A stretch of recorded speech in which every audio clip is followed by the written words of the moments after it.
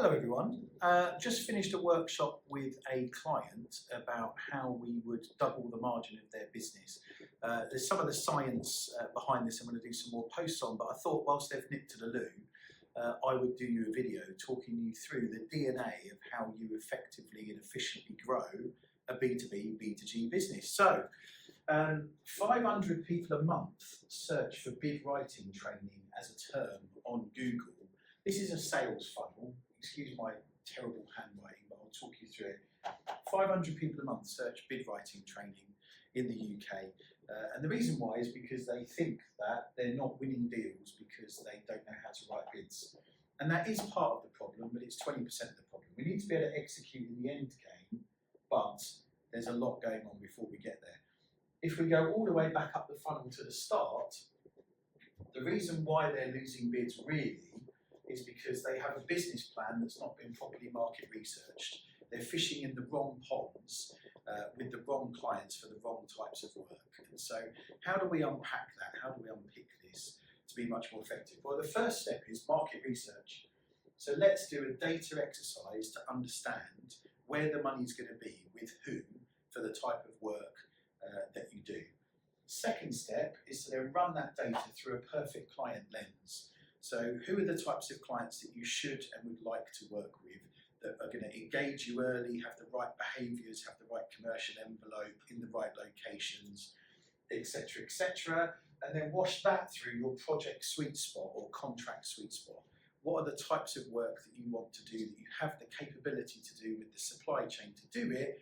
If you wash the data through those two lenses, that should spit out a business plan or the backbone of a business plan, a pipeline of work off into the future. Ideally, selecting clients that have programs of work off into the future. Repeat business clients.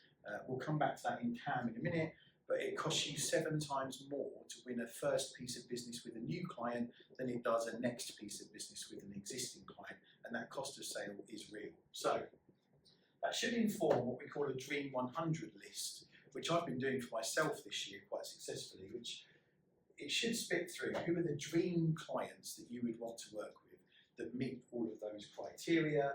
If you list those out, score them by some indices like how well do you know them, closeness of relationship, friction, how easy will it be to do business with them, scale of opportunity, value that you can add.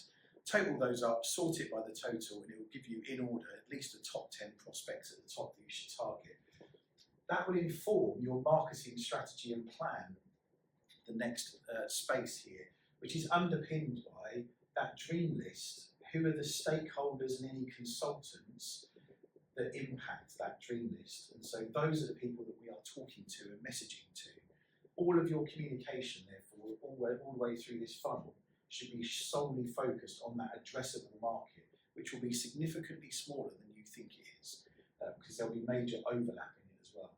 For a £1.1 billion turnover building contractor last year, I helped them understand that their entire pipeline was only touched by 223 people, because there'll be 5 people on average read a bid: architect, engineers, quantity surveyor, client rep, social value person, health and safety person, whoever they are. Who are those 5 people for every bid you're going to submit to that Dream 100 list of clients, and therefore what do we need to influence?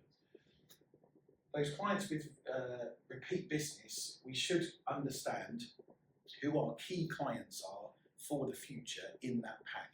You will not have capacity to look after everyone to a full-blown key account management strength. We've got to prioritise our efforts. So notice that I say, who are the clients that are going to deliver the greatest margin for your business in 3 years' time?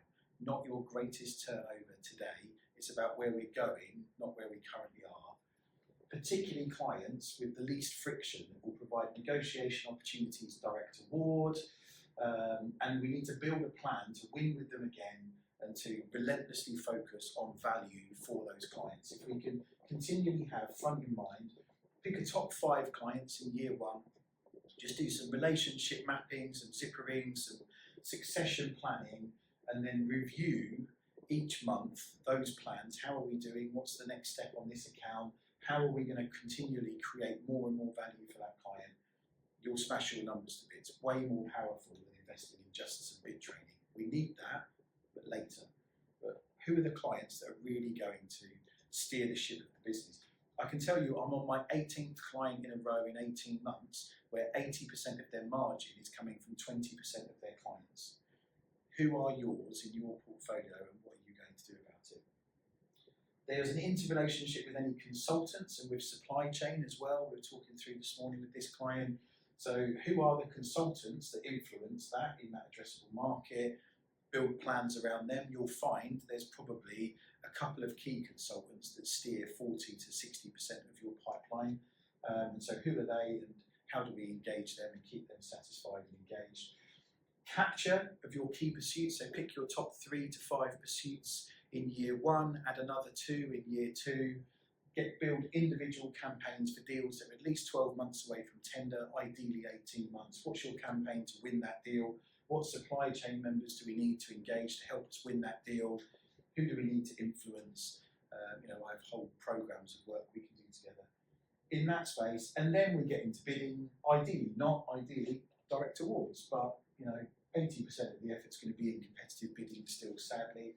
And so let's make sure we've got a great engine room for bidding, great proposals team, great people involved, with an ethos of being relentlessly focused on that client value and how we're going to sell that, rather than just asking questions, copying and pasting, etc., etc. And then CX down there, client experience, which loops back into the key account management piece. Let's get a temperature check with those clients, continually trying to understand how we need to delight them, what we're doing well, what we're not doing so well. What's the plan to improve?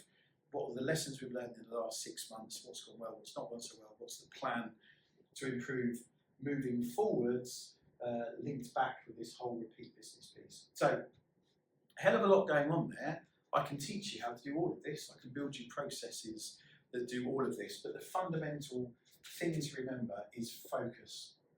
Absolutely relentlessly focus. You've got to be snipers, not infantry.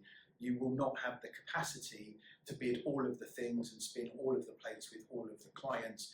Who are the clients, and with programs of work that will really steer the future of your business? How can you get them engaged in your business, working with you, innovating together, partnering? You'll be much, much more successful. That's how you double your margins.